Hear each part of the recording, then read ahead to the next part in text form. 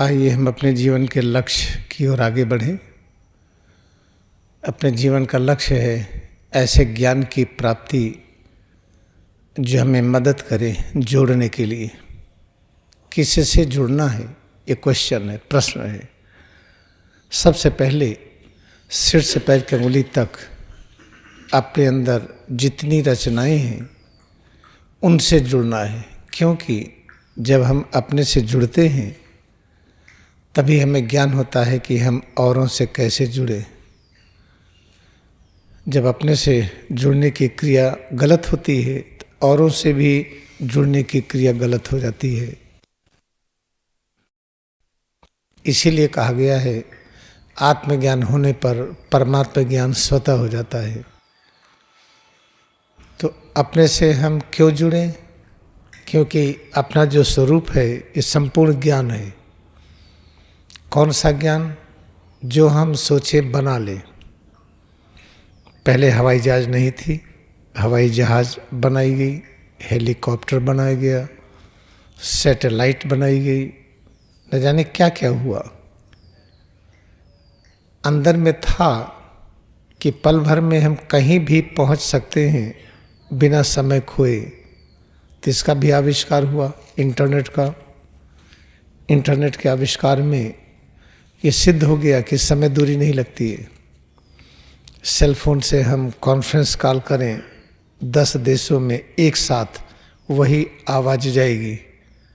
ये नहीं होगा कि हम पूरब और पश्चिम के बीच में दूरी है 15,000 किलोमीटर, फिर उत्तर दक्षिण के बीच में दूरी मान लीजिए 20,000 किलोमीटर। कल्पना करिए।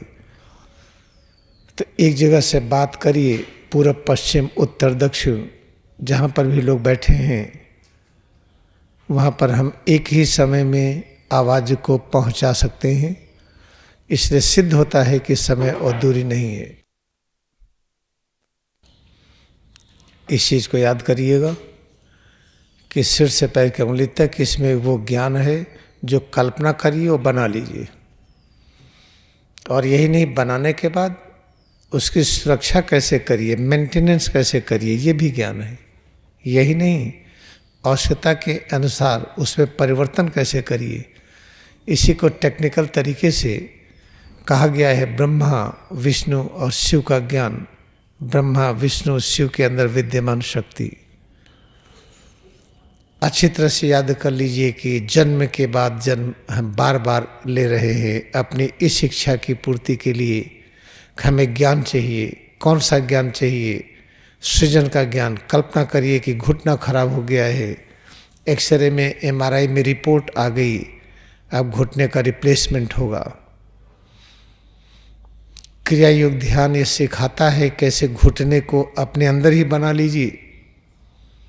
जो घुटना यहाँ पर है कैसे रिपेयर कर लीजिए, कैसे हड्डियों को बना लीजिए, कैसे फेफड़ा, लीवर, हार्ट, आहार तंत्र, आँख, नाक, कान कैसे नया कर लीजिए।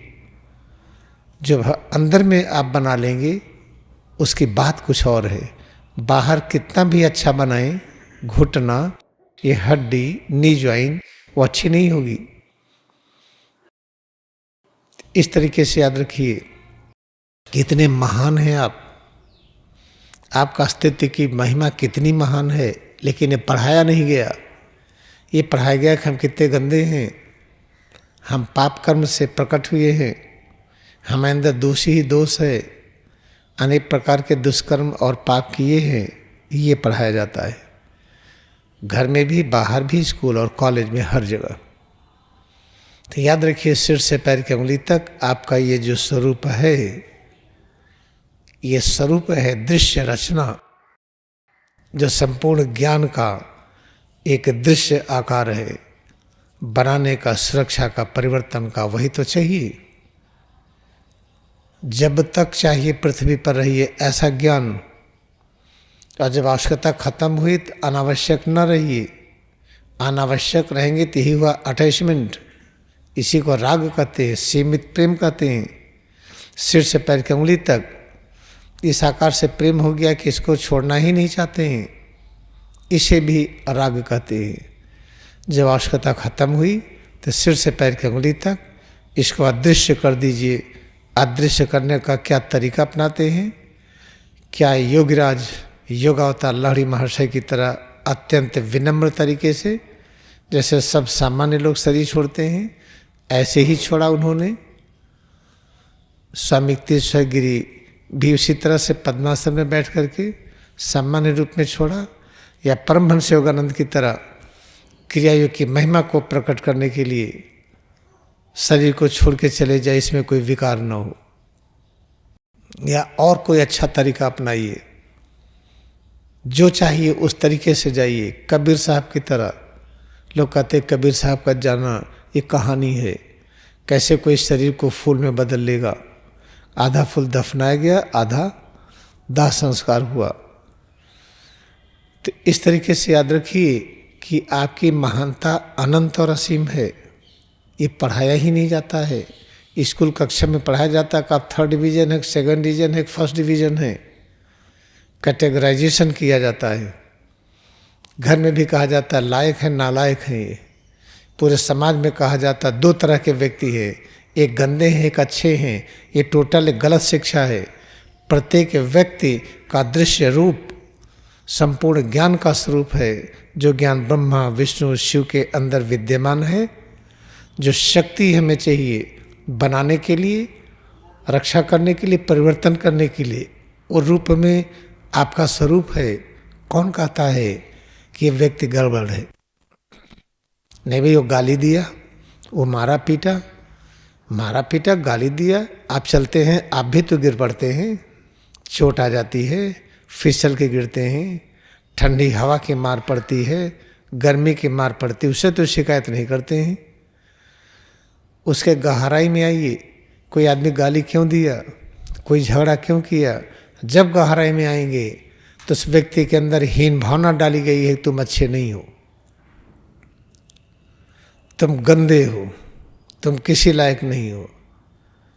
जब किसी व्यक्ति के अंदर हीन भावना डालेंगे, तुम किसी लायक नहीं हो, तुम गंदे हो, तुम्हारा दिमाग तेज नहीं है, तो व्यक्ति ऐसे ही व्यवहार करेगा, मारपीट करेगा, अनेक प्रकार के, और उन कर्मों को करेगा जिसे हम अमानवीय कर्म कहते हैं। अच्छी तरह से याद रखिए, जिस संदेश जब सबके दिमाग में आ जाएगा कि प्रत्येक व्यक्ति चाहे जिस रूप में हो, प्रत्येक व्यक्ति का जो साकार रूप है बड़ा ही महत्वपूर्ण है, इसकी महिमा अनंत और असीम है। जिसे ब्रह्मा विष्णु शिव कहते हैं, उनके अंदर के समस्त ज्ञान और शक्ति का प्रतीक है प्रत्येक मनुष्य। जिस दिन ये बात समझ में आ जाएगी, झगड़े रुक जाएंगे, तनाव चिंता दूर हो जाएगी, बीमारियां नहीं आएंगी, किसी भी प्रकार का वायरस बैक्टीरियल अटैक नहीं होगा, किसी प्रकार का एक्सीडेंट नहीं होगा।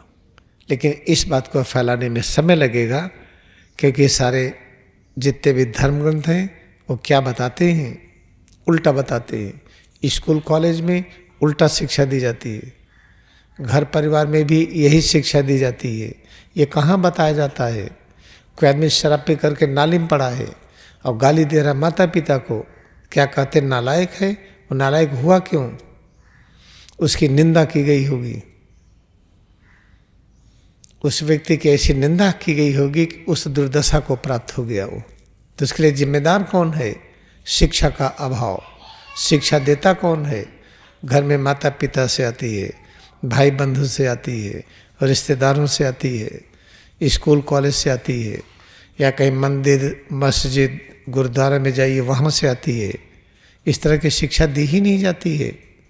और क्रियागत साइंस से कहता है केवल मानव ही नहीं, कोई भी रचना लीजिए, धूल का कण लीजिए, बालू का कण लीजिए, सूखी पत्ती लीजिए, ब्रह्मांड की कोई भी रचना लीजिए, उस रचना का वही गुण है कि संपूर्ण ज्ञान और शक्ति विद्यमान है उस रूप में।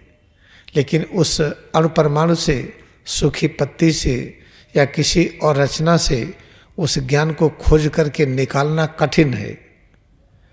अपने अंदर एकाग्र करके उस ज्ञान को खोज करके निकालना आसान है। इसलिए क्रिया को साइंस से कहता है अपने अस्तित्व को स्वीकार करिए, इसमें एकाग्रता बढ़ाइए और ढूंढिए ज्ञान को। संपूर्ण सब चीज़ें मिलेंगी। हम याद रखें कि अपने में एकाग्र होकर के जब अपने से शिकायत शून्य हो जाती है, तभी हमें ज्ञान होगा कि हम औरों के साथ कैसे जुड़े। जैसे बैठे हुए, अब बैठे रहने में किसी किसी को क्या होगा, शरीर का पैर का कोई भी भाग शून्य हो रहा होगा। चलिए कल्पना करते हैं कि जो पैर नीचे है ये शून्य हो गया है, और ये पैर का ये भाग ठीक है, ये भाग ठीक है, दाहिने पैर का ये पंजा शून्य हो गया, छुइए तो पता नहीं चल रहा है, तो क्या कहेंगे? बड़ा आवश्यक है ये होना। अगर पैर शून्य होना बंद हो जाए तो बहुत बड़ा खतरा होगा। तो जितने तरह की अनुभूतियाँ होती हैं शरीर के प्रत्येक अंग में, सभी प्रकार की अनुभूतियाँ बहुत ही आवश्यक है। अब किसी अनुभूति से हम जब द्वेष करते हैं, किसी अनुभूति को कहते हैं कि ठीक नहीं है, यही है जो हमें दूर करना है। बैठे हैं, दाहिना पैर शून्य हुआ, कभी बायां शून्य हुआ, कभी यहाँ भारी हुआ, कभी वहाँ भारी हुआ, कहीं यहाँ खुजली मची, कभी यहाँ खुजली मची। जितनी अनुभूतियाँ हो रही हैं, प्रत्येक अनुभूति का महत्व अनंत और असीम है। कभी ना कहीं कि शून्य हो गया, हे भगवान ऐसा कुछ करिए पैर शून्य ही ना हो, कभी ना कहिए। सिर से पैर की उंगली तक इसमें जितने प्रकार की अनुभूतियाँ हो रही हैं, कभी मत कहिए कि अनुभूतियाँ ये गलत हैं। ये हम बस उसमें एकाग्र होकर के स्वीकार करने का प्रयास करें। कैसे स्वीकार करेंगे? वही है क्रिया योग ध्यान। करते जाइए। बहुत ही महत्वपूर्ण है जानना। शिकायत होती है पेट में गैस बन रही है, शिकायत होती है कि यहाँ जलन हो रही है, शिकायत होती है पता नहीं कैसा लग रहा है, शिकायत होती है कि आज का दिन अच्छा नहीं है। ये सब बंद करिए। सिर से पैर की उंगली तक स्वरूप में एकाग्रता बढ़ाते जाइए। जितनी तरह की अनुभूतियाँ हों उनको स्वीकार करिए कि यही सब कुछ है। शून्य हो गया, बहुत अच्छा। यहाँ शून्य नहीं है, ये भी बहुत अच्छा। उठ के चलने लगे, नहीं चल पा रहे, क्या हुआ? पैर शून्य हो गया था, कोई बात नहीं, बहुत अच्छा। इंतज़ार करिए, धीरे धीरे फिर आप चलने लगेंगे। दूर तक चले, क्या हुआ? पैर भारी हो गया, दर्द हो रहा है, बहुत अच्छा। नहीं चले, दर्द न हो। अगर ये हो जाए कि चले दर्द ही ना हो, 24 घंटा चलते रहें, 1 दिन 2 दिन, 1 महीने 2 महीने, 1 वर्ष 2 वर्ष, 25 वर्ष, जानते हैं खतरा हो जाएगा।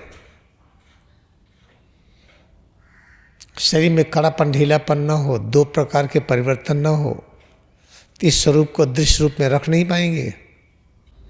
अच्छी तरह से याद रखिए, जिस दिन सिर से पैर की उंगली तक अपने अस्तित्व से जो शिकायत हमारी है जब समाप्त हो जाएगी, तो ज्ञान हो जाएगा हम किस तरह से सबसे जुड़ें कि किसी को परेशानी न हो, हमें भी परेशानी न हो।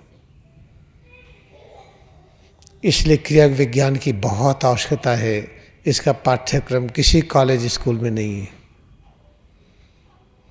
इसका पाठ्यक्रम किसी कॉलेज स्कूल में अभी संभव ही नहीं है, क्योंकि जहाँ सब उल्टी पढ़ाई हो रही हो, उसी कॉलेज में कोई सीधी पढ़ाई पढ़ाए तो समझ में नहीं आएगा। इसलिए क्रिया विज्ञान का एक अलग से ये स्थान है जहाँ पर ये पढ़ाया जाता है।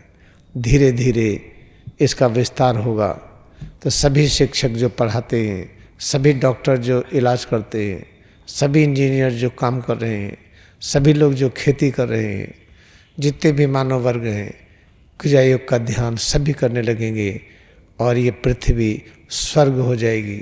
स्वर्ग का अर्थ है गरीबी दूर हो जाएगी, तनाव चिंता लड़ाई दूर हो जाएगी। ये बहुत इम्पोर्टेंट है। आइए इसी संदेश के साथ हम लोग गहरी सांस के साथ अंगड़ाई लें। With this brief message, let us stretch all parts with double inhalation. मुंह से 2 बार में श्वास निकालते हुए सब ढीला कर दे। फिर से दोहराएं।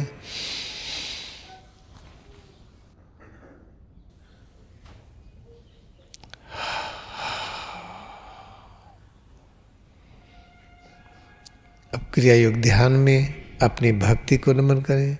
Late us bow down to our devotion in Kriya yoga meditation.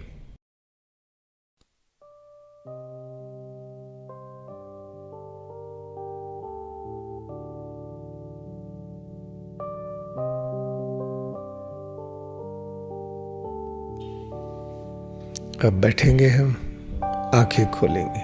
Now we will sit and open eyes.